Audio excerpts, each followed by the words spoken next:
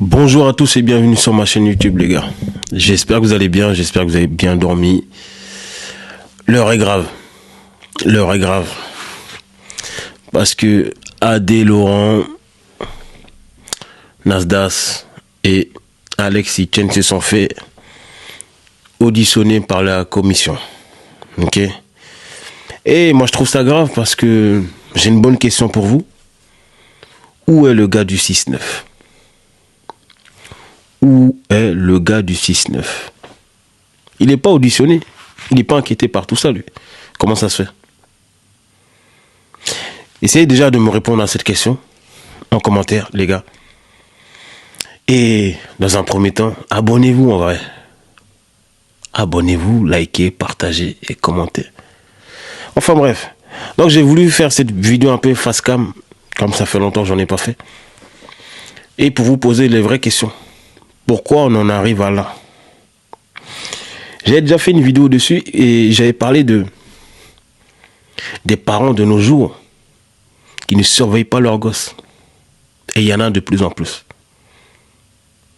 Est-ce qu'on peut en vouloir à ces créateurs de contenu qui, eux, sont adultes, postent des choses sur Internet, que des enfants qui sont censés être mineurs, qui sont censés être sous la responsabilité de certains parents, sont laissés à eux-mêmes, tenter de regarder ces contenus-là, alors que ça ne leur regarde pas, ils ne devraient même pas regarder. C'est ça qui me pose problème dans tout ça. C'est tout ça qui me pose problème. Parce que on met un âge limite qui est de 13 ans. Pour moi, n'importe qui peut se lever de nos jours pour dire qu'il a 13 ans. Il n'y a aucune vérification derrière.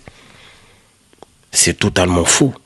N'importe qui peut se lever pour dire qu'il a 13 ans. Et dès lors, maintenant qu'il a accès à ce contenu-là, en plus, pas des contenus pour adultes, aux dernières nouvelles. Même si AD fait des contenus pour adultes, mais il faut payer. Dernière nouvelle, il faut payer avec une carte bleue. Là, c'est beaucoup plus problématique derrière. Il est sur une plateforme où c'est gratuit. TikTok.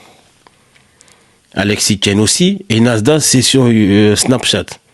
Donc, c'est encore pire. Maintenant, entre les trois, effectivement, pour moi, celui qui est vraiment à sa place sur cette commission-là, pour moi, c'est Nasdaq. Pour moi, c'est Nasdaq parce que il emmène des jeunes, parfois mineurs, avec lui et il fait une espèce de télé-réalité, etc., où il leur donne de l'espoir. Là, oui, c'est un contenu problématique.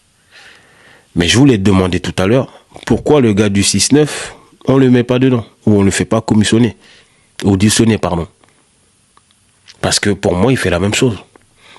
Alors que lui, c'est des faits encore plus graves. Incitation à la haine, division, etc. Il y en a plein.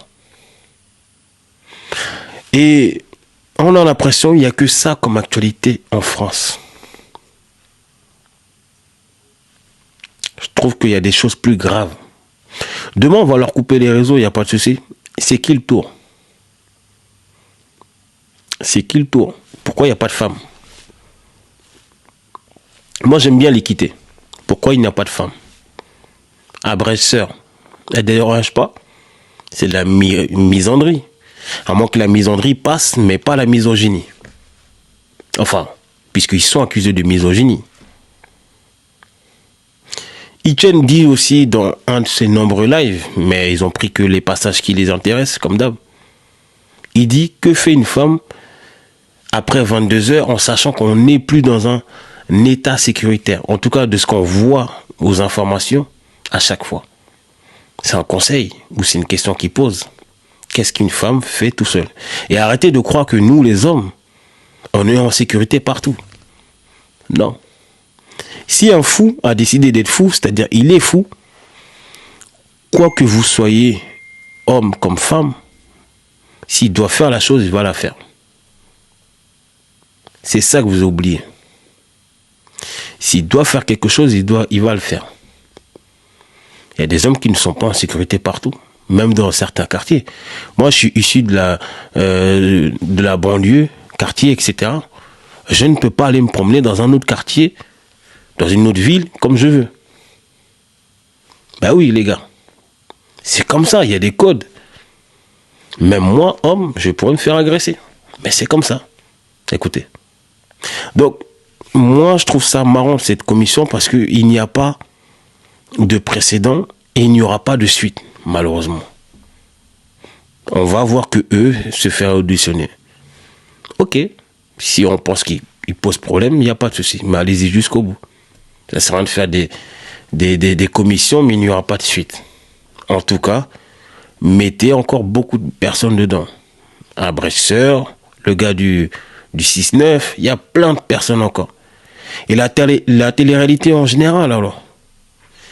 Pourquoi on n'invite pas le CSA, les producteurs de télé-réalité? Parce que eux, ils influencent directement sur la jeunesse. Hein? Les anges, bon, tu me diras, c'est fermé maintenant. Les anges, W9, tout ça. Ça influence directement la jeunesse. Il y en a, ils sont prêts à changer physiquement pour y aller. Et ça a été avéré. Il y en a, ils sont prêts à mentir sur leur âge. Nabila, qui avait menti sur son âge à l'époque, qui a vérifié. Elle avait même pas 18 ans qu'elle est partie dans cette émission. Voilà, il y a beaucoup de choses comme ça. Et eux devraient être condamnés. Et eux devraient avoir des commissions, des auditions. Mais non. On nous parle des gens qui sont sur les réseaux, qui se font de l'argent. D'autres vont juger d'arnaqueurs. Enfin, voilà. D'autres d'influencer la jeunesse.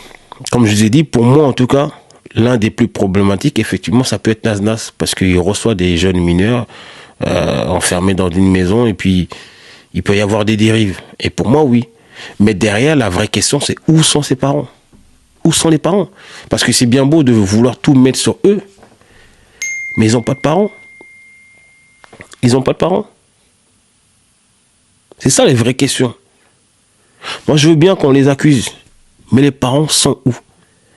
Dans un état où on a voulu enlever la parentalité à certaines personnes, l'éducation à certaines personnes, au détriment de qui? Au détriment de l'éducation nationale, mais qui ne fait plus son rôle, qui ne remplit plus son rôle. Qui éduque qui? Qui prend le rôle de qui? Un enfant, de nos jours, tu veux l'éduquer, il va te dire non, t'as pas le droit, je connais mes droits. Je connais les lois. Ok, il connaît les lois. On va le laisser, on va vouloir, il va faire une connerie. La première des choses qu'on va dire, c'est, ils sont où ses parents?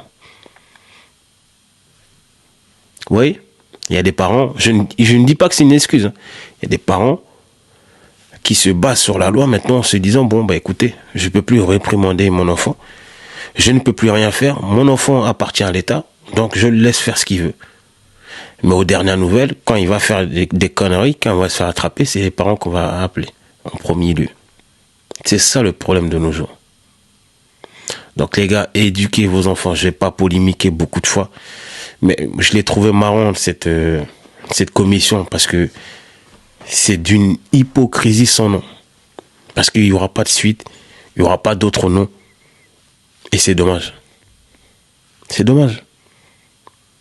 Qu'ils invitent encore des gens de la télé-réalité, des meufs qui ont des contenus pour adultes, elles influencent la jeunesse, parce que ça voudrait dire aux petites filles, ne vous inquiétez pas, vous pouvez gagner de l'argent sur les plateformes pour adultes et vous n'avez plus besoin d'aller à l'école. C'est ça qu'on donne comme réflexion.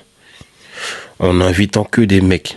Mais bon, après, c'est toujours bien taper sur les hommes qui sont jugés masculinistes, misogynes, etc. à tous les in.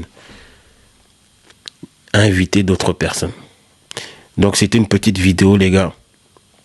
Likez, partagez, commentez. On s'attrape.